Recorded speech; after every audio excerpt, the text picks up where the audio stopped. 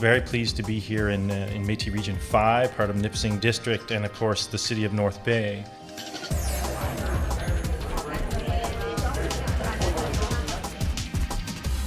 Thanks for the invitation to speak here in North Bay. I'm going to start with very, very basic and simple question. Why do we have corporations? Why does society organize production through this particular kind of corporate structure? Well, we don't have corporations to act as tax shelters for the rich. We don't have corporations to act as a cash cow for governments. We don't have corporations to provide employment for managers or accountants or lawyers or tax collectors. When you get down to the core of it, the reason we have corporations, one of the main reasons, is investment. We have corporations to facilitate productive investment in the future capacity of the economy. Why do we want investment? Well, we want investment because we want an economy in the future for our children that is flourishing, that is vibrant, provides income and jobs for our children. To reach that goal, we need to invest today. We build that economy of the future by making investment decisions today. Now, when we have lots of investment, that's something that's clearly good for the owners of business. We have more investment, we have more economic activity, we have more GDP, we have more profit. It's all good for the owners of business. But there's also, in principle, a case for why more investment is good for workers as well. You know, when you have a well-functioning labor market, you'd expect to see workers paid more when they have access to better equipment, better machinery, better computers, better software, a firm that has invested a lot in its employees and in its operations. You expect to see that pay to be greater. But here's the problem. Over the last generation, this fundamental relationship between growing GDP and how workers are actually doing has fundamentally broken down. So here I have real median earnings of Ontario workers. Let's break that down. By real, I just mean we're adjusting for inflation. Median, I just mean we're lining everyone up from top to bottom and picking the person in the middle. I'm just going to graph that across the years. These numbers are straight from StatsCan. And you see the shape here, not a lot of growth there. And I can say there's no cherry picking of a particular data series here. If you look at full-time, full-year workers, it looks almost the same. There is a bit of a difference if you break out men and women, because men are actually going down and women are going up a bit. Overall, it's pretty flat.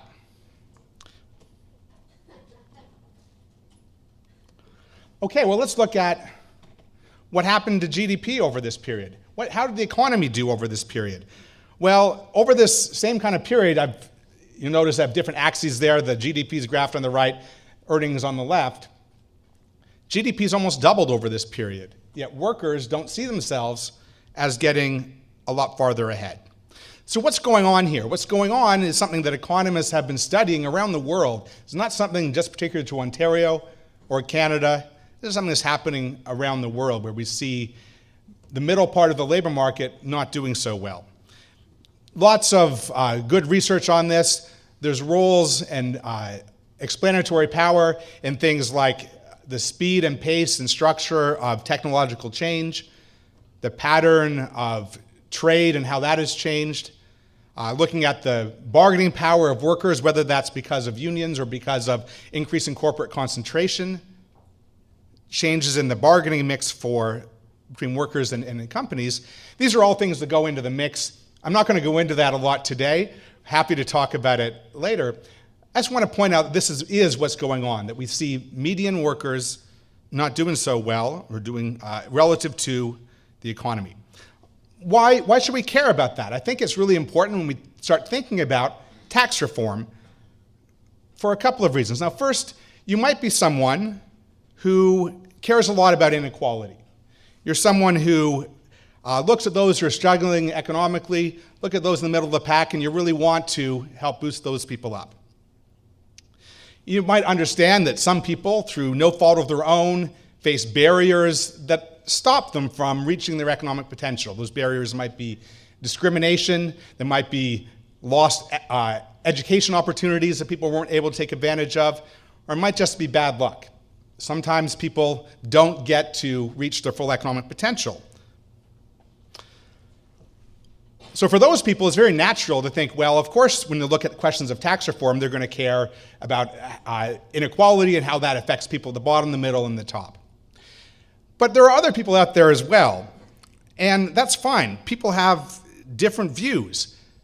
We also know that our economy works best when people's hard work is rewarded.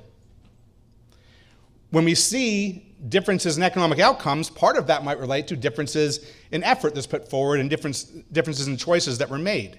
So for some people, they look at that and say, well, if some people are doing better, that's because they worked harder. And that's okay. People have different views on these kinds of questions, and we could have a long debate about which one is right. I don't want to convince you that either one is right. I just want to point out that people have different views on these things. But even if you are one of these people, and I have them in my family and my circle of friends as well, who really think it's, you should eat only what you kill. I don't want to share. I just want to look at making sure there's a just reward for effort. For those people, I think they should still care about these things, about how tax reform and economic growth affects everyone. And the reason is that we live in a democracy. And if you want to build support for some kind of tax reform, you have to pay attention to the kind of trends that you can see in this graph. If you want to argue for tax reform, it's not enough anymore just to say, look, my tax reform is going to increase GDP. Because look, GDP went up. Maybe we have ways of doing that. Maybe we can change the tax system to boost GDP some.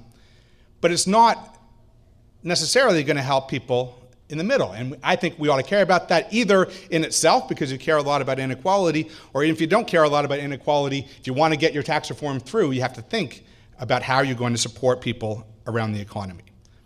Okay, so we want investment to build that economy for our kids. The tax system is something that can help out on that. So what can we do here? What can we do to try to change the tax system to boost growth, but do that in an inclusive way? This is something I'm going to call inclusive corporate tax reform I'm going to talk about here. Two elements to inclusive corporate tax reform. The first one is to focus on investment. Remember what I said in the first couple of minutes? Main reason that we have corporations, why do we have this way of organizing our economy, is to facilitate productive investment in our future capacity. If that's why we have corporations, it makes sense that we should organize our tax system and all of our effort through the tax system and all of the policy tools and levers we have to make sure that we boost investment as much as we can, if that's why we have it. We want to align investment or align the goals of corporation with the tax system. So investment at the center of a corporate tax reform means that we're going to have less focus on rewarding profits from previous investment, more focus on unleashing future investment, looking forward rather than backward. Investment at the center of corporate tax reform also means that we're going to work hard to shut down tax planning structures that divert attention and energy and effort away from the goal of investing and into financial tricks to try to lower taxes. That means simplification, that means clarity, and that means making sure that the system holds together. Okay, so that's one thing. We want to focus on investment. That's one key idea. The second idea is make sure we include everyone. What does that mean? Well, that means if we're going to do some tax reform that cuts the tax burden to the corporate sector, we want to be very careful about what impact that has on everyone and the tax burden that's faced by everyone. We want to pay attention to that, perhaps more than we have before. So in this case, if you're doing a corporate tax change that means that we're giving up some revenue, you want to pay attention to where that revenue is going to be made up. Here are, what you want to do is look at, again, the impact of the tax change on who pays what overall in the tax system. Okay, so those two elements of inclusive corporate tax reform would be a focus on investment and paying attention to make sure that we include everyone. Talking about in very broad terms right now, but let's just give a couple of examples of the kind of thing that I have in mind. So here are some policies that might fit the bill. We can talk about how strong they are in a minute. One idea is the full expensing of investment.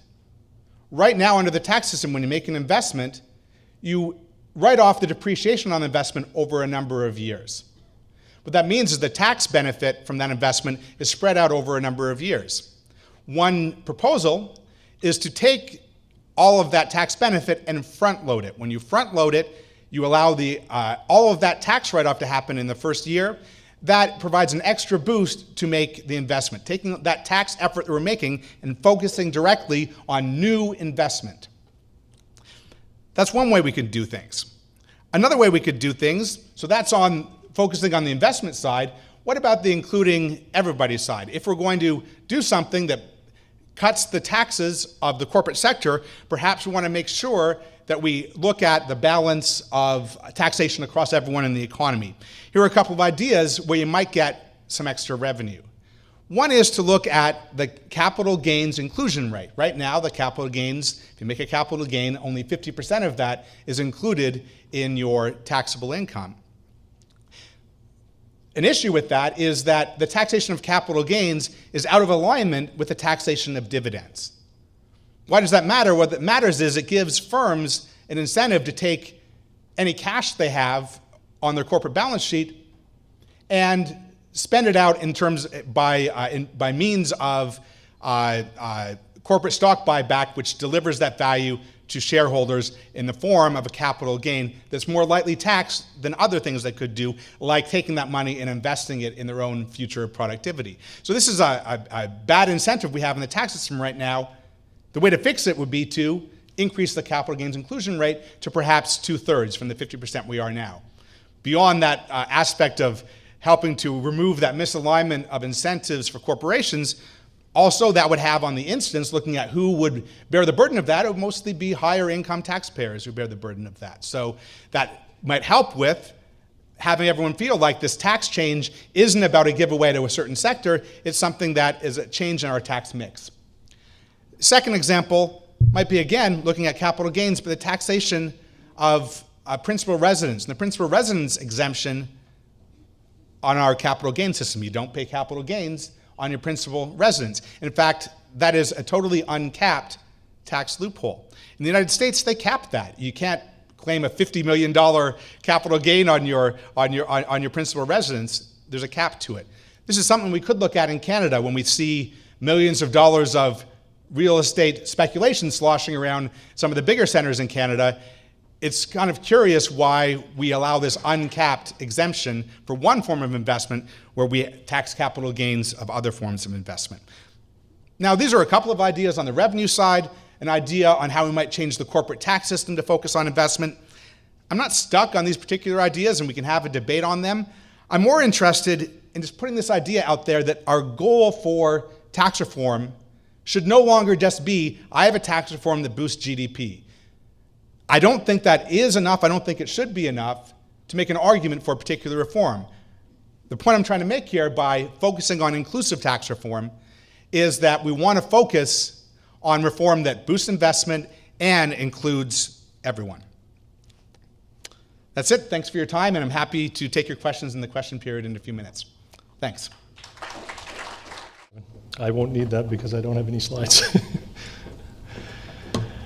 Thanks for the invitation to be here with you to speak today about how taxation can support growth. I'm pleased to be here with you in North Bay today. I left Ottawa on an Air Canada flight that was scheduled to connect through Toronto and get me here last night at 8 o'clock, and I actually arrived only a short while ago this morning. So when I say I'm pleased to be here in North Bay, I'm really pleased to be here in North Bay. I'm not from the north. I live in Ottawa, where I've lived for 41 years, but I do have connections to Northern Ontario. I have a sister and brother-in-law who live in Timmins. My wife was born in Sturgeon Falls, not too far from here. And when I was a university student way back in the 1970s, I spent 2 summers in Sudbury. I worked underground for Falconbridge as a mine beginner, first at the Strathcona mine in the Onapin Valley, and then at the East Mine in the Falconbridge town site. So I think I have an affinity for Northern Ontario in this region.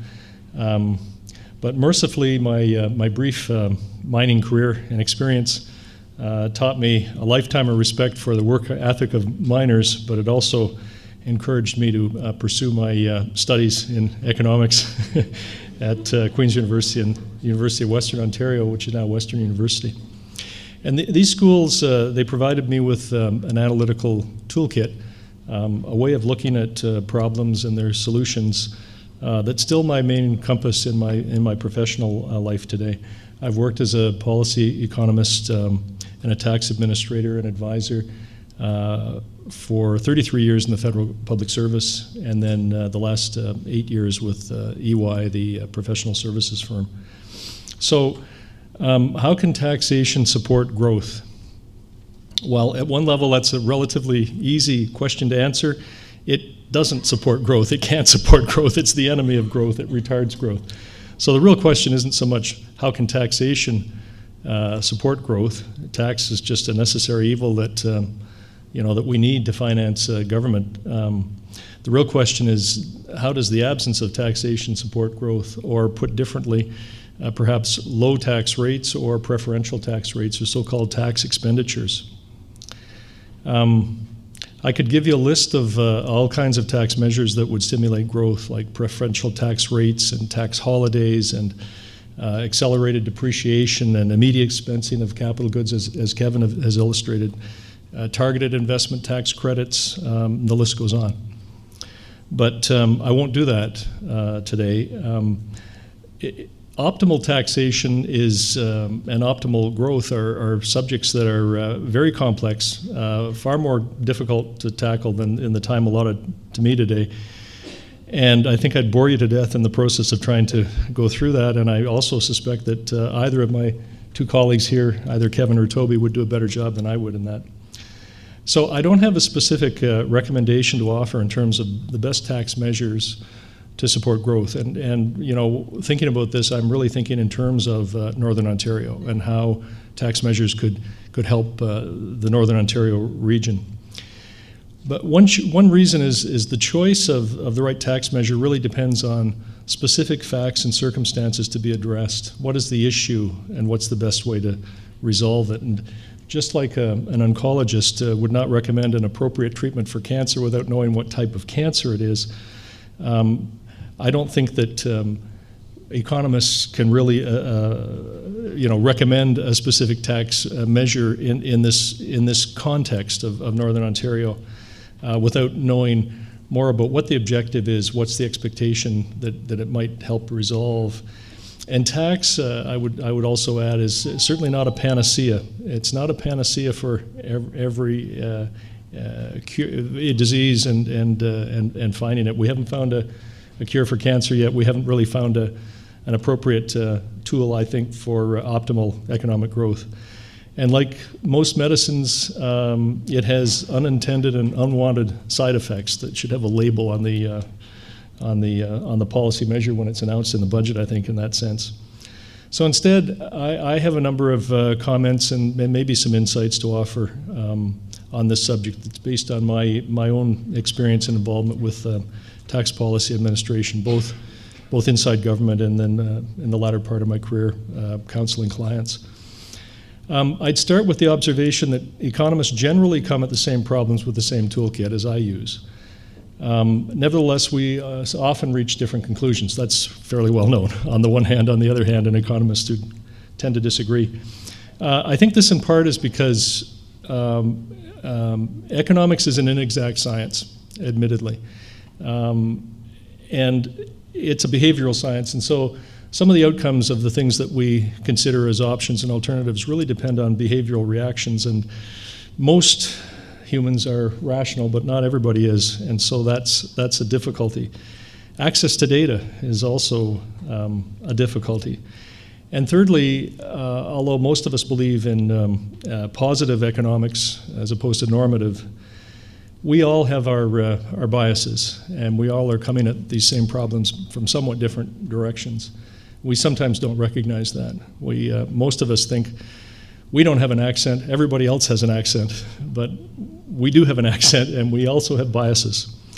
So on that front, I'll put my cards on the table, and I would self-identify as being center-right of that spectrum, that political spectrum, when it comes to economic policy, and that includes tax policy, but center-left when it comes to social policy. A little along those same lines, I think, as Kevin, in listening to his comments and his recommendations. So I do believe in, and I do support government intervention when necessary, either to correct market failure or what we call externalities, and carbon taxes to properly price pollution would be one example of that. But I also still believe generally in the power of markets to allocate resources efficiently and do it in a way that optimizes economic welfare in theory, if not in practice. And the risk that tax policy, if tax policy is used indiscriminately, is that it can distort the relative prices that markets set. It can distort optimal resource allocation, and it can reduce overall social welfare. And it sometimes does that in a way that benefits the targeted few at the expense of the many. Of course, that's the rub. Most of us would agree, I think, especially those who believe in progressive social policies, that achieving an optimal allocation of resources is only one objective of government. And it must be balanced as appropriate with other objectives, and I would certainly include ensuring a fair and reasonable distribution of income across income categories, across gender, and across geography.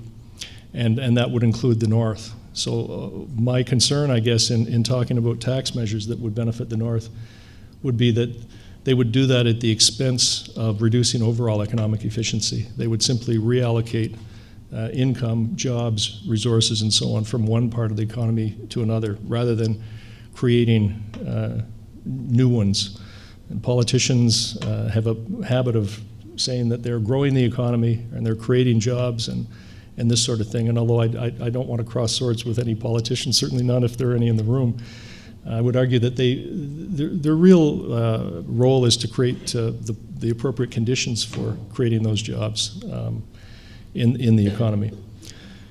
So as a starting point, I would say, other things equal, if the objective is to maximize economic efficiency and create conditions that support growth, the best way for taxation to support that objective would be to tax business inputs at the lowest rates and the broadest base consistent with the need to finance government. And at the same time, I would tax consumption at relatively higher rates through taxes like the harmonized sales tax, and recognizing that there is potentially a regressive element to this in terms of the tax burden, and that burden in relation to personal income. I would also recommend implementing a system of transfers to lower income taxpayers to compensate them for these taxes up to a certain threshold level of income. This isn't unique. This is a fairly conventional formulaic approach to tax policy that many economists, not just me, would advocate. And in fact, it's not that far off from what we actually do here in Canada. The reason for that tax policy preference, as an opening comment, lower taxes on capital and so on, is twofold. First, it's that lower taxes on capital encourage business investment, and more business investment in turn improves productivity, and it stimulates economic growth, thereby creating the national income and maximizing that national income, hopefully. And that income then, if judged appropriate, could be redistributed through direct expenditures like subsidies, or through tax expenditures like the ones that Kevin has mentioned. And moving on to the second point, before I move on to that second point, I just add that it's important as an aside that many business taxes, and the corporate income tax is a good example, can be shifted so that in reality, although the corporation is the legal entity that remits the tax, the final incidence of the tax isn't really on the corporation, but rather it's on employees through lower wages, consumers of products through higher prices, shareholders through lower share valuations, and shareholders often include entities like pension funds and so on, and or possibly some combination of all of those. In other words, sometimes what you see is not really what you get, and so it may be counterintuitive, but you have to take these things into consideration when you're setting tax policies or recommending certain taxes. So finally, to that second point, we know from experience that consumption taxes are relatively good or at least less bad taxes in terms of their impact on resource allocation, allocative efficiency, and also because they are relatively easier and cheaper to administer than either personal or corporate income taxes. They have fewer leakage problems, leakage in the sense of non-compliance and reassessment by tax authorities and so on. We know this both in theory and practice through evaluations of various tax measures in terms of their relative effectiveness and efficiency. And that comment on evaluations is sort of a segue for me to move into a second area of comment and experience and recommendations, if you like. The evaluation of tax measures. Whatever types of measures are being considered among a range of alternatives, policymakers should really consider subjecting them to strict evaluation criteria. And I would say both on an ex ante basis, in other words, before they're implemented, as they're being selected, as choices are being made among them of their likely effectiveness.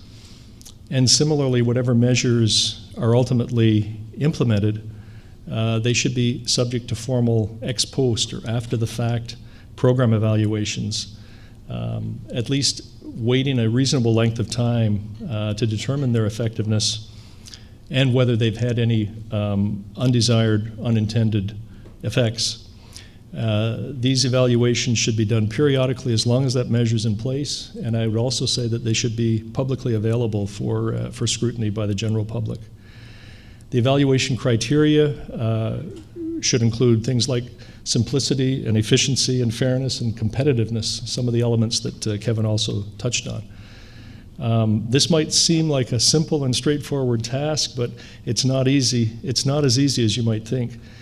Even the choice of the appropriate analytical framework is not without pitfalls or controversy. And to illustrate that, I mean, I can use as examples things like general equilibrium analyses is what we call, or input-output analyses of what impacts will happen given a certain shock to a system. We have large-scale economic models that do this. The government uses them, private sector uses them, we use them as consultants and so on, and they're useful. They will tell you what the incremental effect or what the contribution to the economy will be for a given change. It could be a large capital investment, it could be a tax policy change like a new investment tax credit and so on. So we see what the impact would be in terms of job creation, in terms of national income, in terms of the fiscal impact, revenues to government and so on. But really, is that the right way to look at the likely benefit from the tax? I would argue, most economists would argue, no, it's a misunderstanding of those techniques and tools to conclude that. The assumptions built into those models really assume fully employed resources. They use multipliers that are averages for industries. They rely on data that's imprecise. But fundamentally, and this is the best way to illustrate it, they take the wrong approach entirely. If you're really looking at the contribution to the economy in a social sense to society and to those of us at large, you should do a benefit cost analysis, a social benefit cost analysis. And in that case, you're looking at a stream of benefits and costs over time, discounting them by a social discount rate. And jobs, for any measure, are not a benefit. They're not an output. They're an input. They're a cost. So I mean, this is the thing about economics, which sometimes people forget. We all like to talk about evidence and evidence-based policies, but sometimes we're a little selective in terms of what we consider to be evidence. We choose the evidence that suits those biases that I mentioned before. So the choice of the appropriate tool is very important in general in programs and expenditure programs, and also in tax programs. Setting aside the choice of the evaluation methodology, evaluating the measures isn't without controversy, but for the past 22 years, the Department of Finance federally has published a tax expenditure account and report, and in each annual issue, they report on evaluations. Now, to give you an idea of how rare evaluations are, we've got north of 200 different tax expenditures in each of these reports and accounts, and there are rarely more than one evaluation, or perhaps two, that's reported in the reports, and that's largely because public disclosure of the reports is embarrassing, and the actual production of the reports is somewhat embarrassing to policymakers when they don't work, and they often don't work. I've got an example I'll mention. In the 2017 report, there was an evaluation of the children's fitness tax credit and the children's arts tax credits. They were actually phased out in the 2016 budget. The evaluations had been done before they were phased out. So arguably they were phased out partly because of evidence-based policy, like the evaluations, but they were also phased out because the outgoing Conservative government of Stephen Harper and the incoming Liberal government of Justin Trudeau. I'm showing my age now. I'm sliding a little bit back into the 70s. And cannabis hasn't even been legalized yet. I don't know, this is pretty bad. Not that I was a user, I wasn't. Where was I? So politically, these evaluations can actually be toxic. They're dangerous for economists' career. I can tell you that I knew economists who were at the Department of Finance for a number of years doing them until one day the ADM walked in and closed down the shop. And that's why you don't see a lot of these. And I think there should be more public support for more of this kind of analytical work. I don't seem keen to recommend new specific targeted tax expenditures or incentives. And part of the reason is that also it's difficult to direct them at the right targets. As much as I favor Northern Ontario development, I'm not sure that is justifiable way to use tax expenditures as opposed to a lot of other alternative uses of the resources. And governments are notoriously bad at picking winners. That doesn't fit so well for Northern Ontario, but it certainly fits well for targeted, let's say, investment tax credits for a particular industry or a particular firm and so on. And even if they are good at picking appropriate targets, that is, those will be successful and actually stimulate growth. It begs the question, if they're going to be successful anyway and stimulate growth, why are we spending public money supporting them? So it's not an easy subject to come at. And I think another reason is that tax expenditures are a lot like regulations. They're not subject to the same degree of transparency and accountability as direct expenditure programs that are looked at more closely, scrutinized by the Office of the Auditor General more frequently, and more understandable to Canadians than tax measures. So generally speaking, I would actually look at taxation in the context of other tools that the government can use. And I think that's where there's a richer possibility for creating incentives for development in Northern Ontario. We've got lots of examples out there. Even looking at the tables outside before I came in, there's literature on some of the programs federally and provincially and so on through direct expenditures, what they're doing to encourage innovation, to encourage investment, and encourage people to either come to Northern Ontario or stay in Northern Ontario. And they do have the benefit, I think, as I said, of having more public scrutiny. So I'll pause and I'll stop there and turn it over to Toby. Thanks very much for listening.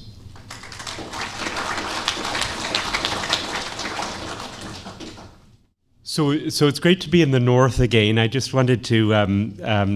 I'd worked in years ago. I moved from Toronto up to the Yukon, and I had to change some of my bills and stuff like that. So I talked to somebody in Toronto, and I said that I'd moved up north to the Yukon, and this person said, "Oh, I know somebody who's moved up north. They moved up to Barrie."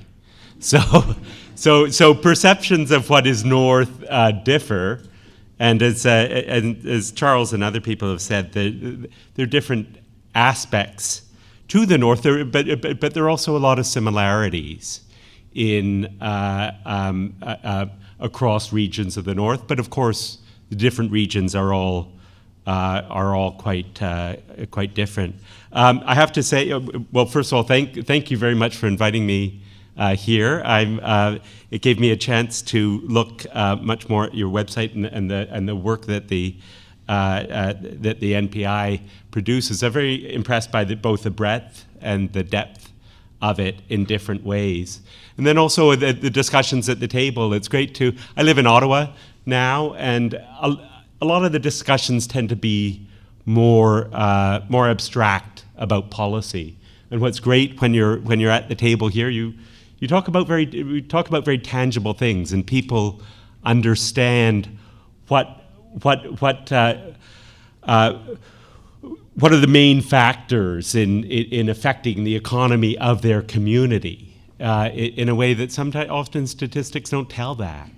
I certainly found that up in the Yukon, the statistics would say one thing, but you knew on the ground that other things were happening in that way. Now, I do have some slides. I don't have as many slides as Charles did. I just have a few with some pictures. Let's see if I've got this going first. So I thought this discussion would be a little bit about, you've heard two different perspectives on how taxation can support growth, and so I've got a little bit of a multiple choice question. I thought the discussion would kind of end up on some of these issues, partly because there's a big discussion going on nationally in Canada about basically how do we respond to the tax cuts that Trump brought in. So there are some people who say that we should have broad-based corporate tax cuts, some more targeted ones, and both Fred and Kevin have talked about that, and then neither of the above. So I'm number 3. So I'm not going to put you on the spot to see which way people respond to these questions. I'm number 3. So which way do you think I'm going to respond on this? Okay. This next slide shows what are called the economic multipliers of jobs and GDP growth for different types of government spending and tax measures. So multipliers, probably some people in the room know what these are, but they're used constructing what are called input-output tables, and they're calculations of the direct, indirect, and induced economic impacts of a certain amount of spending as the money works its way through the economy. These particular ones were originally taken from Federal Finance Department. They're for Canada, but you can get multipliers at the Ontario level as well, with additional information from the economic consulting firms Infometrica, and also the Centre for Spatial Economics, which does some more regional-based things. They're a little bit dated. With inflation, they'll be lower, and some of the impacts may be a bit different.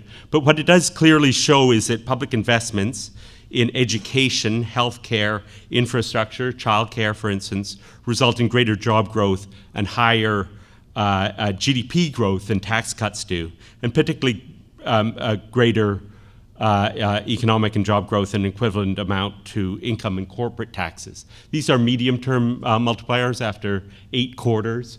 And now Fred, quite rightly said that we shouldn't just be looking at economic and job growth in that way. We should have a broader perspective, and I know a lot of NPI's work is looking at broader social indexes, and I agree with that. But I think spending in these other areas as well would also lead to higher social benefits in that. So the lesson from this is that, in response to the question, one of the best ways that taxation can support growth is by generating the revenues required for investments in these areas. So I don't have sales tax and payroll on these. They tend to have a bit higher multipliers than the income and the corporate tax sides. Now, acknowledge that some claim that and some other types of models, which are what are called general computable general equilibrium models, show that corporate tax cuts have stronger impacts over the long run. But they're based on assumptions about full employment and in other areas, and on some assumptions which I consider unrealistic in that way.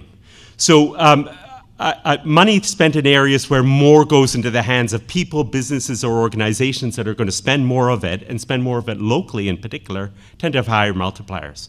Economies, and this is something I think that is really important and that you probably feel every day in your communities. Economies with stronger linkages with more locally produced and intermediate goods and services also tend to have larger multipliers. These are just on the government side, but we get multipliers for all different sectors of the economies. One of the best ways to strengthen an economy is by strengthening these linkages. Charles had mentioned this, that the NPI was going to be getting into this, but industries with very strong linkages in particular regions are called clusters, and now the federal government is talking about superclusters. So strong webs of interconnected companies, suppliers, education, research, and financial institutions within a region where you've got the local educational institution making sure that they educate people in areas that the economy needs are important, and financial institutions and things like that. So it's all about building a strong web in those areas. I mean, the best example for Canada of a supercluster is the auto sector, which spans Ontario and Michigan and is now a little bit threatened by the NAFTA talks. So these are considered key in developing competitive economies. Now, people in smaller northern and remote communities know very intimately how important those linkages are between businesses, suppliers, and institutions. Basic services and processing facilities that those in larger cities take for granted can make an enormous difference in smaller and northern communities, especially because of the higher distances and higher costs of transportation. So, for instance, I read recently that there's a new meat processing plant opening up in North Bay. I know from the Yukon, just having an abattoir up there made a big difference. People could then buy locally produced meat from the agricultural industry instead of shipping it south and then having it processed. So that connects to the local farming and cattle industry, and it strengthened those multipliers. So strengthening linkages between municipalities, First Nations, local businesses, and sources of finance are critical, and actually strengthening the actual physical linkages in terms of the highway infrastructure, the railway infrastructure, the electrical grids, communications infrastructure is even more important in northern communities, and that also generally helps to strengthen those linkages. The same thing in terms of public services, healthcare. Where I live, it takes about 10 minutes to get to the local hospital, while in some northern communities it takes 5 hours. And so having those services here is so important, both for retaining people in northern communities, but it's all part of strengthening those linkages. The same thing with educational facilities. I've got childcare up there. That came from a study that we did in terms of the multiplier effect of for childcare, for investments in childcare, and I mean, it's partly because of the lower wages in that sector, but there are very strong multipliers there. But it's also extremely important in terms of a good early start for children can make an incredible difference in how children do later, especially in high school and post-secondary graduation rates, and that can make up the difference between success and struggling in the labor market, and especially in northern and Indigenous communities. So I'm going to get on to the discussion about corporate tax cuts. There's, of course, been a lot of talk about how Canada needs to cut its corporate tax rates in response to the changes introduced by President Trump earlier this year. I'm skeptical that doing that would increase business investment. Kevin talked about more targeted immediate expensing for capital, and we can get to that in the discussion there. But this chart illustrates Canada's combined federal, provincial, general corporate tax rate, weighted by province for the past 2 decades. That's the blue line going down there, which corresponds to the left axis. Along with business investment in machinery and equipment as a share of the economy. That's illustrated by the reddish columns there, which corresponds to the right axis. Now, these 2 things should have gone in opposite directions. Business investment, as Kevin said, is of course considered to be a key driver of business productivity and economic growth. So when former Finance Minister and Prime Minister Paul Martin started cutting corporate and capital gains taxes 2 decades ago, he justified it by claiming it would lead to greater savings, greater investment, greater productivity, and greater economic growth. So the federal general corporate income tax rate was cut almost in half, from 29.12% in the year 2000 down to 15% in the year 2012, while average provincial corporate income tax rates were cut by about 2 percentage points lower than they were 20 years ago. So what we've found after 2 decades and hundreds of billions of dollars of lower revenue from this is that these corporate tax cuts didn't actually lead to higher rates of investment at all. Instead, we've seen a decline in rates of business investment, almost in lockstep with the reduction in tax rates. So this is the exact opposite of what was supposed to happen. I keep on updating this chart every year, and I expect it to change, but it hasn't. So these aren't the only taxes for businesses that have been cut over the past 2 decades. Corporate capital taxes have been almost eliminated across Canada. The capital gains inclusion rate was also cut by 1/3. Kevin talked a bit about that. Then there was also a shift from a retail sales tax to the value-added HST that reduced the annual taxes paid by businesses in Ontario by $3 billion alone. And there's also been a large shift in property tax incidents from business, corporate, and commercial to residential. That amounts to about $2 billion annually for Ontario alone. So we can't say that other countervailing tax changes have reduced the impact of these corporate tax cuts. On the contrary, they should have helped to magnify this impact, but it hasn't happened. I think it's an interesting discussion about why it hasn't happened. And we can maybe get to that in the questions there. So this next slide illustrates a broader measure of corporate taxes on capital investment. It's got the marginal effective tax rate, or the METR, for Canada, which is the blue line in the chart. So it shows, it measures the extra return on investment required to pay for corporate level taxes, expressed as a percentage of total return to shareholders. That's a conceptual background for it. Jack Mintz has been a big, who you'll hear from later, has been a big proponent of this measure, and has actually done a lot of work on this. So he can talk more about it if he wants to. But as you can see, so this tax rate has been cut approximately in half over the past 2 decades.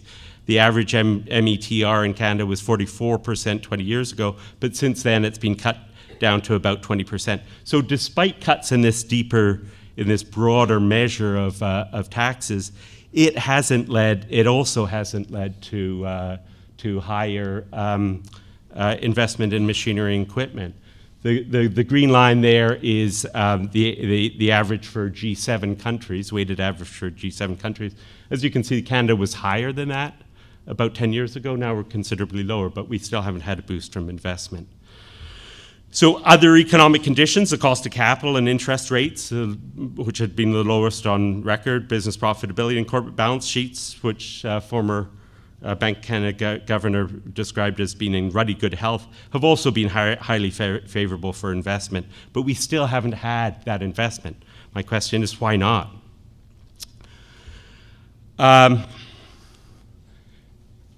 Over the longer term, there's been a significant shift in the federal government's reliance from taxation of business and corporations to taxation of individuals, as you can see in that chart there. This also doesn't show reductions in the broader range of business taxes that are paid. Now, this next chart shows everybody knows about government deficits. Now, there are also somewhat equivalent or similar measures for the other sectors of the economy. So they're not quite the deficits and surpluses, but it's the net lending or net borrowing for the household sector and the corporate sector. And so as you can see from that, the blue lines there are the corporate sector. From 1961 till the late 1990s, the household sector, is illustrated by the orange columns, ran surpluses. These are all nominal figures, so they're not put in real dollar terms. The relative amounts would be different if they were, but not the differences between the different sectors. So the household sector had run surpluses and was a net lender to the rest of the economy, both to the corporate sector and to governments. But over the last 20 years, the household sector has run quite massive deficits. It's been a net borrower to the tune of about $40 billion annually for the past 15 years. And this is thanks to low wage growth, which Kevin talked about, and high housing prices. Meanwhile, the corporate sector in general has amassed massive surpluses, averaging over $40 billion for many years. And that's also thanks to low wage growth, high profits, and low rates of business investment. And so this is what has led to, a number of years ago, Mark Carney talked about and also former Finance Minister Flaherty was saying, why aren't you investing, businesses? Why aren't you, you've got all this extra money on your books, it's held in cash. Mark Carney called it dead money. Why aren't you investing in the economy? Just one more slide, and then I'll talk about what I think governments should do. Canada has been highly competitive with respect to business costs and taxes. The most recent edition of KPMG's Competitive Alternatives Guide to International Business Location Costs found that Canada had the second lowest overall business costs after Mexico, and also the lowest total tax cost for business in its comparison of 10 major countries. So this measure includes corporate income taxes, other corporate taxes, including property taxes, sales taxes, and statutory labor costs, including payroll and healthcare costs. Canada's total effective tax rate at 37% for business was 9 percentage points below the UK, which was number 2 on the list, and almost half the rate of the US, which was number 7 on the list. Now, Trump has significantly cut the US's corporate income tax rates, but when they come out with this next report, I suspect that Canada will still be below the US in terms of this, in terms of these measures, partly because we have a public healthcare system, which has got, which means that employers don't pay additional costs, statutory labor costs in different ways, and other taxes are also lower in that way. According to the World Bank's Paying Taxes 2018 report, which focuses more on the costs for small and medium-sized businesses, Canada also has the lowest business tax and compliance costs of all G7 countries. In knowledge of this is why a lot of the bank economists working for TD Bank, CIBC, argued that we shouldn't have advised the federal government not to respond to the US tax cut with similar tax cuts here. So I've talked a lot about why I think the government federal government shouldn't do that. So I guess a question is, what should it do? I think as a top priority, Canada should eliminate the significant tax preferences that we give to foreign e-commerce companies, such as Google, Facebook, Amazon, Netflix, and others. When you import a digital service, as it's called, there's no sales tax paid on that. Meanwhile, if an app is developed in Canada, you pay and you buy it, you pay sales tax on that. But if you import it from elsewhere, there's no sales tax. For instance, Uber was structured so it would massively avoid tax in a number of different ways. Now that led to some employment locally, but there were a lot of other things. A lot of other things have moved to e-commerce in a whole lot of different ways. Over 55% of the federal government's advertising is in digital form, going to almost all to Google and Facebook. And while the federal government doesn't pay tax on that, for others as well, about 30 to 40% of all advertising dollars are now digital, and they're going to Google and Facebook, and there isn't sales tax paid on that. Now, some of that gets an input tax credit if it's a business, but it's an incentive to move in that way. The same thing with buying products through Amazon. In some cases, it's a bit of a murky area. You're supposed to pay tax, but there's also a de minimis threshold for importing goods through Amazon. And thanks.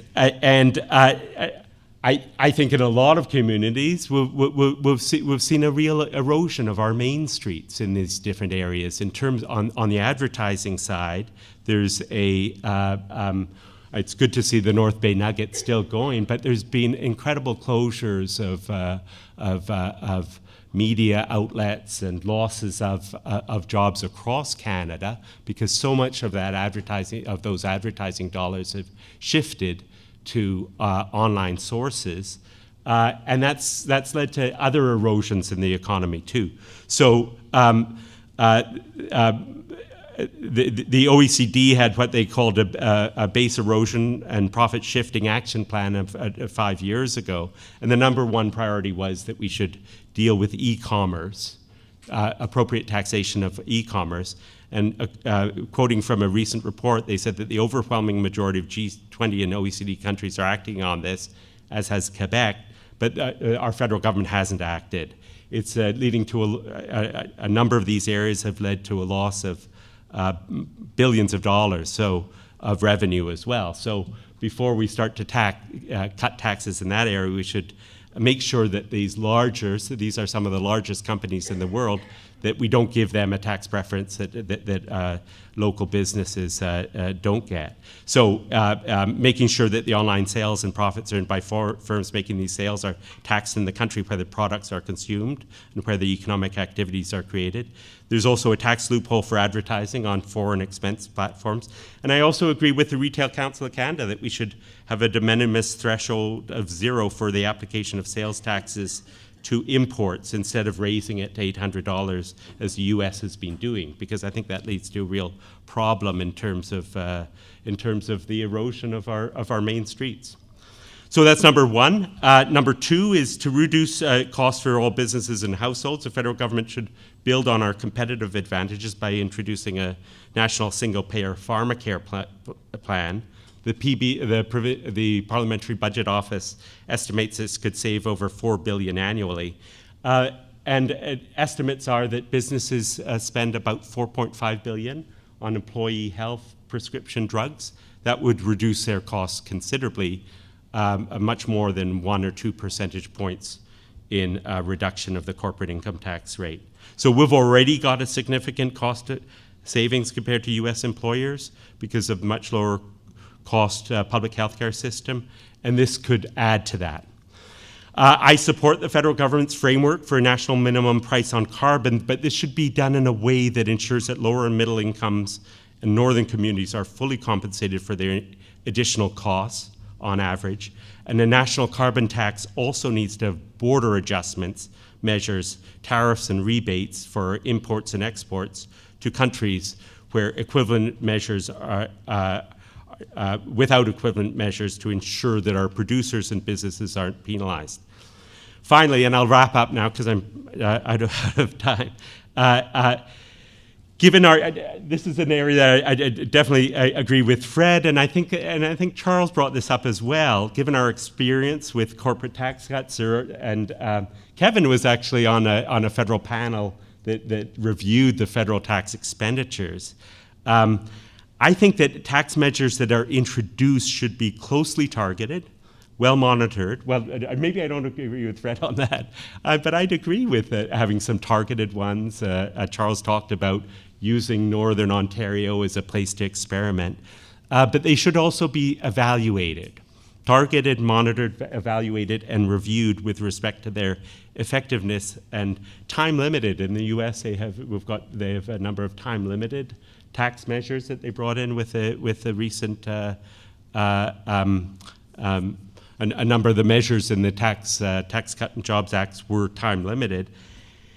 And I think so absolutely agree that we should experiment in different, I think we should experiment, but monitor these areas. And I think that Northern Ontario would be a great place to experiment with those things. We tend to have tax policies that are made, introduced partly largely because of political pressure of different groups at the national or provincial level. It'd be great to experiment with these before introducing them. I mean, we do that with spending programs. We should do that with we could do that with some tax programs as well. And so I expect that Northern Ontario will become a hotbed of policy research in the years to come. Thanks.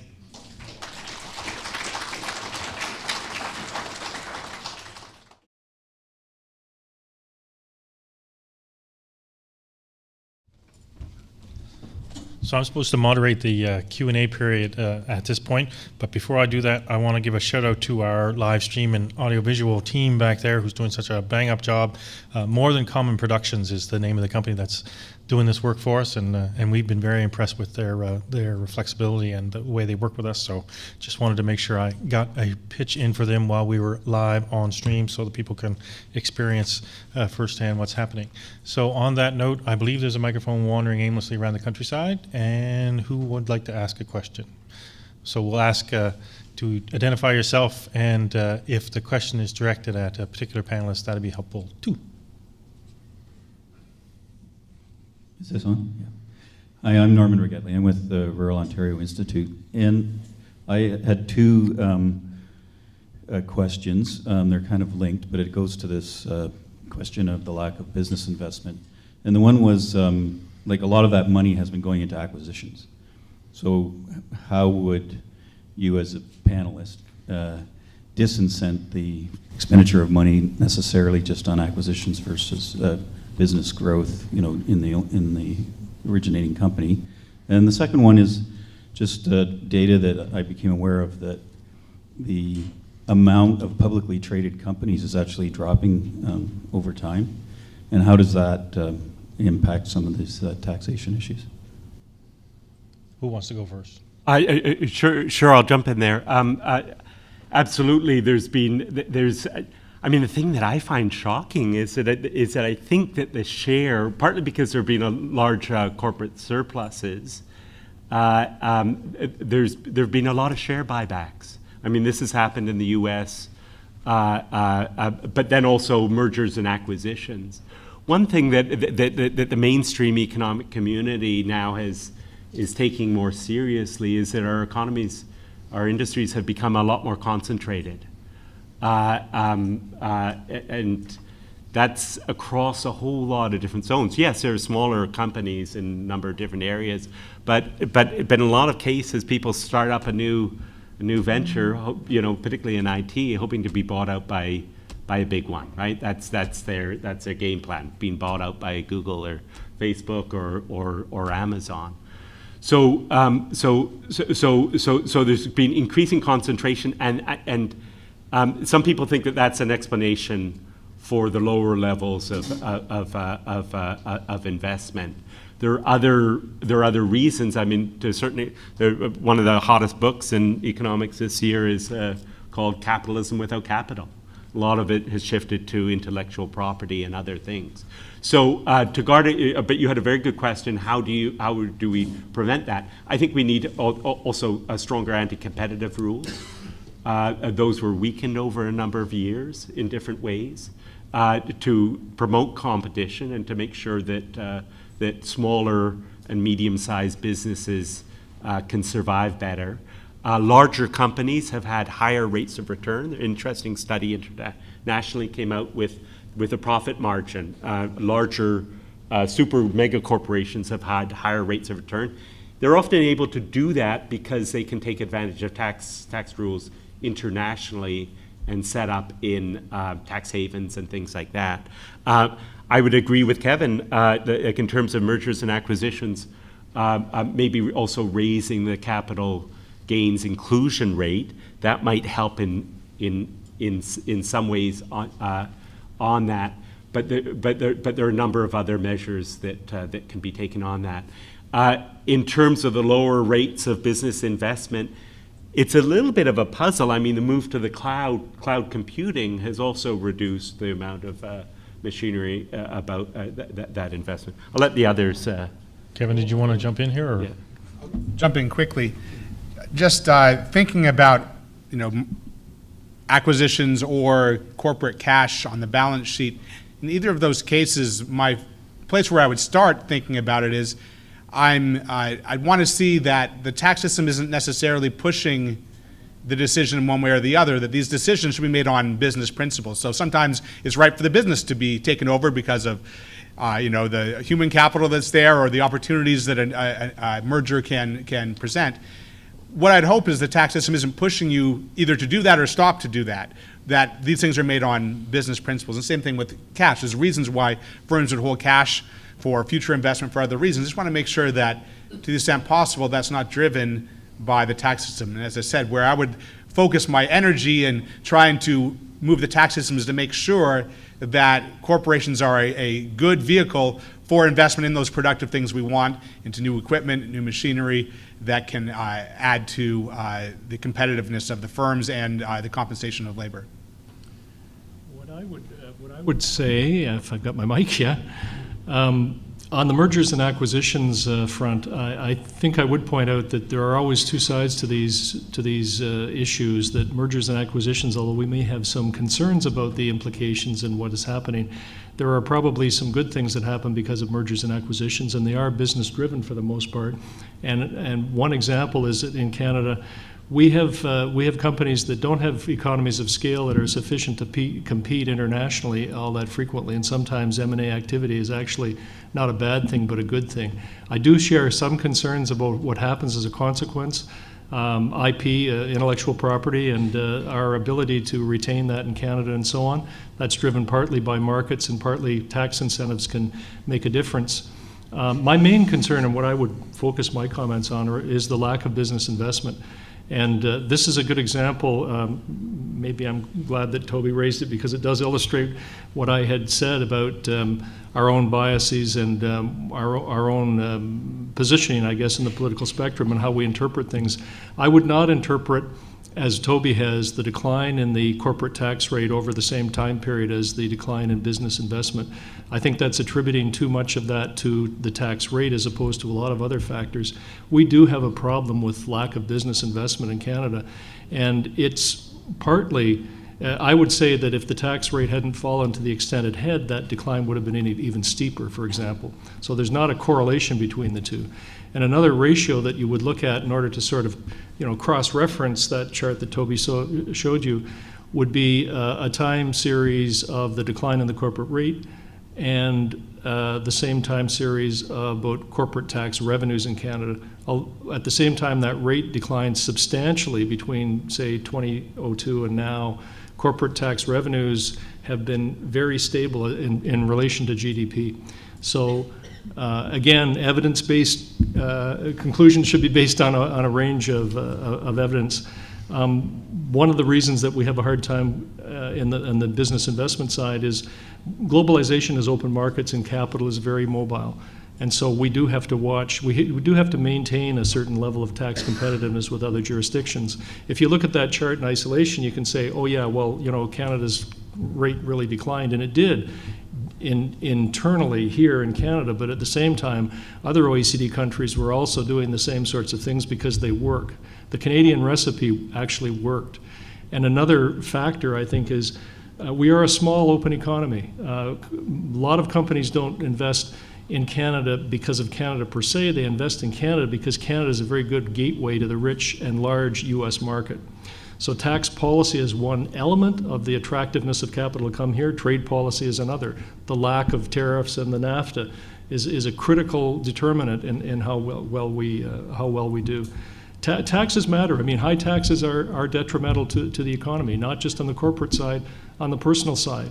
As an illustration, the Department of the current federal government, as we all know, increased and created a new marginal tax rate on individual incomes of 33%, which boosted the combined federal corporate, the federal provincial rates in 7 out of Canada's 10 provinces to well over 50%.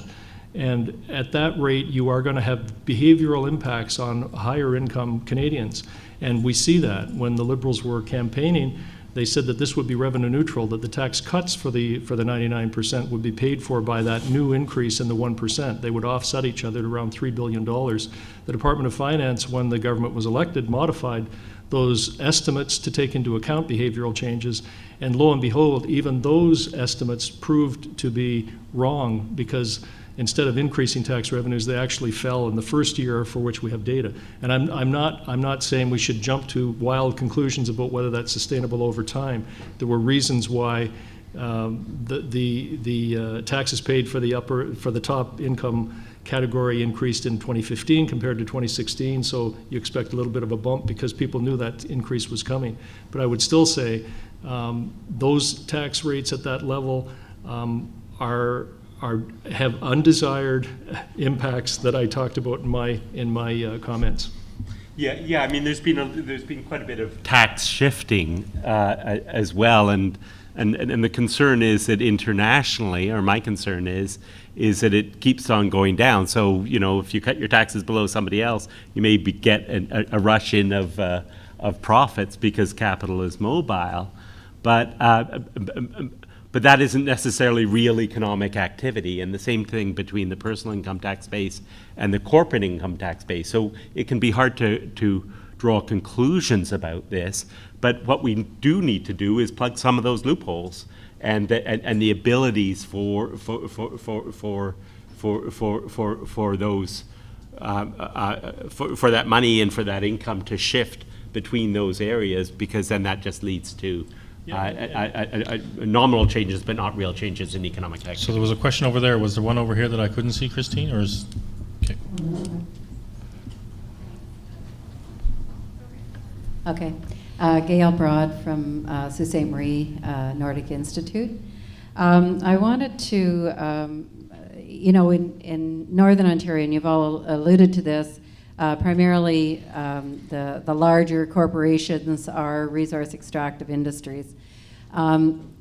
Many of us who've been working on trying to build a more resilient economy across the region have been focused much more on small business, social enterprise, working with the social economy, some of the areas where we see tax expenditures.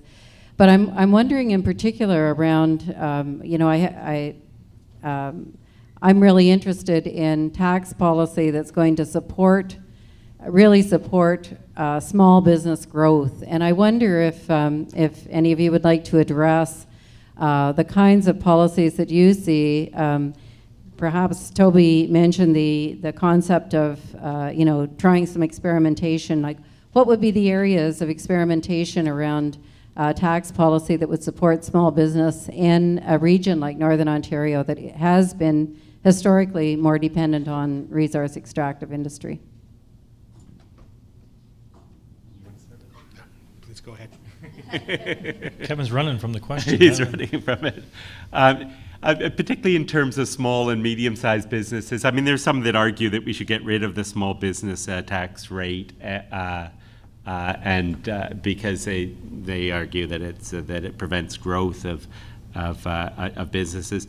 I actually agree that there should be a progressive rate for businesses, so lower rates for small businesses. Partly because small businesses, because of the fixed costs of getting things done, and because they often don't have the opportunities to avoid taxes. They can't afford the more expensive accountants and everything else. So I agree with having a progressive rate for smaller and medium-sized businesses, and also because we want to promote competition in different ways. So in terms of targeted measures that could help, there can be some preferential rates for.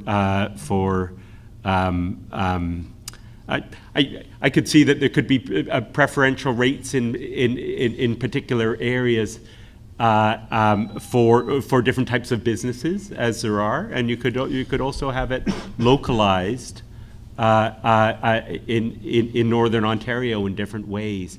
This is one of the reasons I have concern with full expensing of capital, because now we do have some preferential rates for investments for depreciation for investments in renewable energy and other types of areas. But if you then move to full expensing, then you don't have those preferential rates unless you're going to move to a tax credit or investment tax credit type of measure. So there's a wide range that you could do, but if you lower the bar all the way down, or if you just equalize the rates, I think that there's less there. I do agree that they should be that you should review them and see how they work. But it would be great to do it on a regional basis, which I haven't seen a lot of. We do obviously have regionally different provincial tax rates. Could potentially do that. Could also do that at a sub-provincial level as well. Anybody else want to add any potential experimentation? I think the concern that I would have with those preferential rates would be, to what extent would you have to give a preference in that rate to make a difference, to actually make location differences? And that's a tough one, because if that differential is too steep and it's accessible to too many people, then you have, again, those unintended impacts that I mentioned. I mean, think in terms of the federal government's decision to reduce the small business rate federally.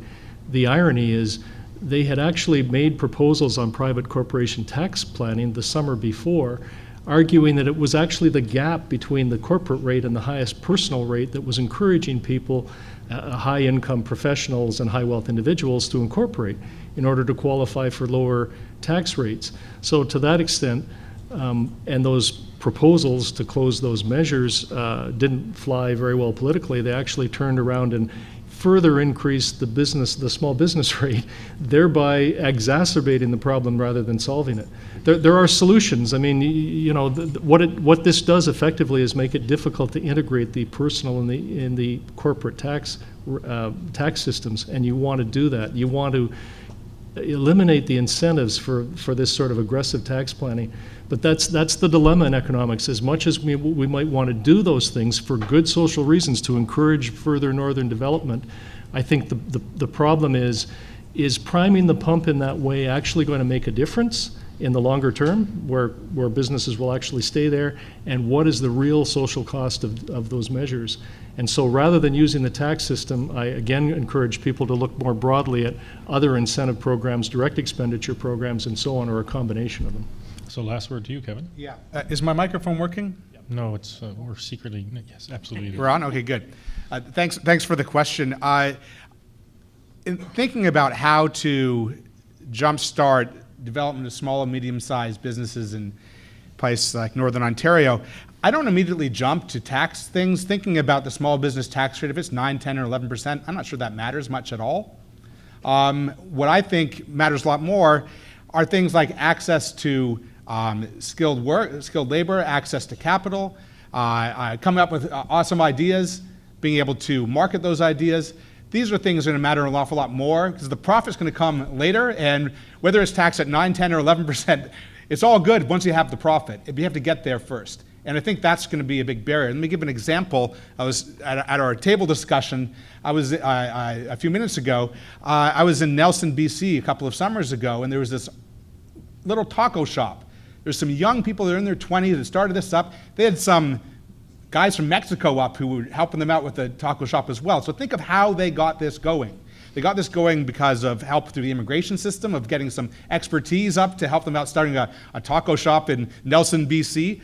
They got it going because they had an interesting idea. They thought they could market to the area. They had the get up and go to get it done themselves.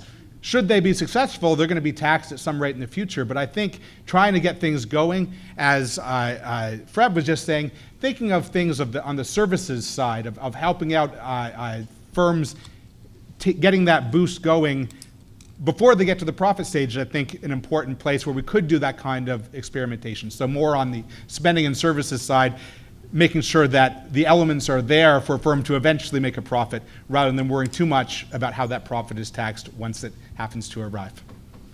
So Fred asked I asked a favor just to jump in with one general comment, and that is, Canadians, if we do nothing else, let's wake up and build infrastructure in this country, because that's the first thing that occurs to me for issues like this, the isolated nature of communities and so on. It's not limited to that. I could have walked faster to North Bay than I got here yesterday on Air Canada, right? We don't have pipelines, we don't have means to get people across the country, and we don't have means to get goods to international markets, and that's a huge problem. And frankly, I would be prepared to have an inefficient tax system used to help build infrastructure. I don't think it's necessary, but I do think that for a lot of what we're looking at, a lot of what we're discussing here is a lack of appropriate infrastructure and the lack of investment over a long period of time in this country. I mean, we're a country because of the railways, right? I mean, the Fathers of the Confederation had the foresight. Maybe the way they were financed and maybe all the politics behind the scenes wasn't perfect, but the outcome was the country called Canada, and we need better infrastructure. We are pathetic in terms of infrastructure. I take the Via Rail from Ottawa to Toronto and I lose the internet half the time. So I mean, I heard people talking about lack of internet in northern communities. It's worse than that. It's all over the place. We need more capital investment in those sorts of things in this country, and that would really help a lot of what we're talking about here today. Yeah, you want to talk about infrastructure. The next table discussion, Fred, I'm sure that your associates at the table will be able to share more than enough stories. On that note, can you join me in thanking the panel for their time?